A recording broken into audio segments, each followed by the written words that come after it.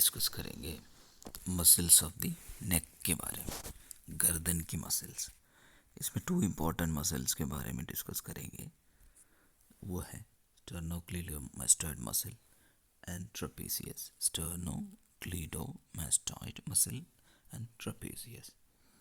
सो ये है sternocleidomastoid muscle, और ये जो दिख रहा है इस डायग्राम में ट्रापेजियस है। तो सबसे पहले डिस्कस करेंगे sternocleidomastoid muscle. So it arises from the sternum and the clavicle. sternum और clavicle से स्टार्ट हो रहा है। यहाँ पे clavicle है कॉलर बोन, और यहाँ सामने चेस्ट के मिडिल में फ्लैट बोन जो है वो स्टर्नम है। तो स्टर्नम से स्टार्ट हो रहा है और क्लाविकल से भी स्टार्ट हो रहा है, ओरिजिनेट कर रहा है। तो इन दोनों जगह से स्टार्ट हो रहा है, इसीलिए स्टर्नोक्लीडो। अब मैस्टॉइड कहाँ है? मैस्टॉइड यहाँ पे है कान के पीछे, जो टेम्पोरल बोन का जो प्रोसेस है वहाँ पे जो प्रोजेक्शन है जिसको मैस्टॉइड प्रोसेस कहते हैं। और ये स्टर्नम और क्लेविकल से जो स्टार्ट होके ऊपर जाके गर्दन के साइड से जाके इस मैस्टॉइड प्रोसेस में जाके अटैच हो रहा है, जिस वजह से स्टर्नोक्लीडोमास्टॉइड मसल कहते हैं इसको। तो इट रन्स अपवर्ड्स, ये ऊपर को रन करते हैं, और एंड इज अटैच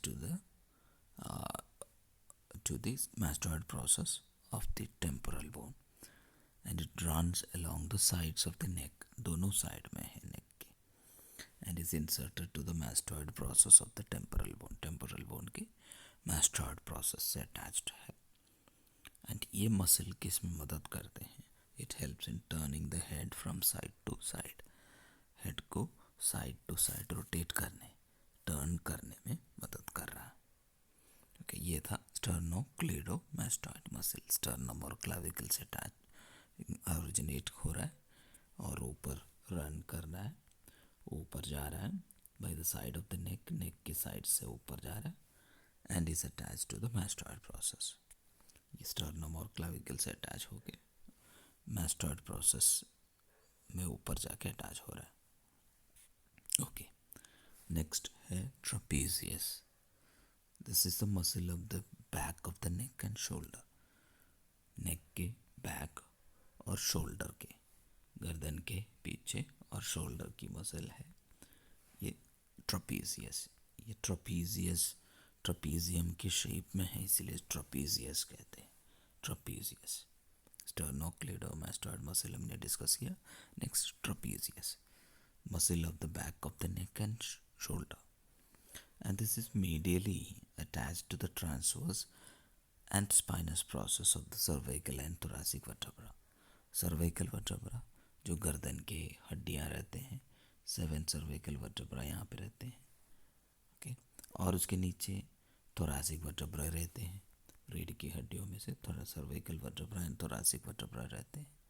उनके transverse process and spinous process से, तो वर्टेब्रा के सामने देखेंगे तो एक बॉडी रहेगा उसका, और उसके पीछे दो पेडिकल है, फिर उसके पीछे लैमिना है, और सबसे पीछे स्पाइनस प्रोसेस, और ट्रांसवर्सली दोनों साइड में ट्रांसवर्स प्रोसेस रहते हैं।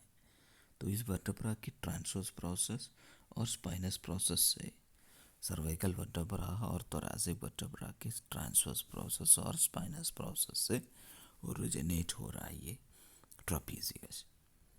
और laterally it is attach to the clavicle and scapula. ये लैटरली यहाँ पे क्लाविकल और नीचे शोल्डर के पीछे एक ट्रायंगुलर शेप्ड बोन है स्कैपुला, उससे अटैच्ड है। ओके, तो सेंटर में वो किससे अटैच्ड है? ये रीढ़ की हड्डियों के स्पाइनस प्रोसेस और ट्रांसवर्स प्रोसेस से अटैच्ड है। लैटरली अटैच्ड है क्लाविकल और स्कैपुला से अटैच्ड है, and it is helping in the movement of the shoulder joint. ये शोल्डर जॉइंट की मूवमेंट में मदद करते हैं, एंड नेक के मूवमेंट में भी ये मदद कर रहा। तो ट्रापेजियस बैक ऑफ द नेक में शोल्डर के पीछे है।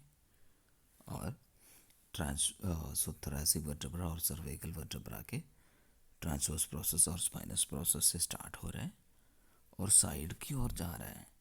तो ये यहाँ आप देखिए, यहाँ पे सर्वाइकल वर्टेब्रा और ये thoracic वर्टेब्रा, तो यहाँ से वो स्टार्ट हो रहा है और साइड को जाके, साइड में जाके लैटरली यहाँ पे स्कैपुला है और सामने क्लाविकल है, तो उसमें जाके अटैच हो रहा है। ये दोनों साइड में है नेक के पीछे।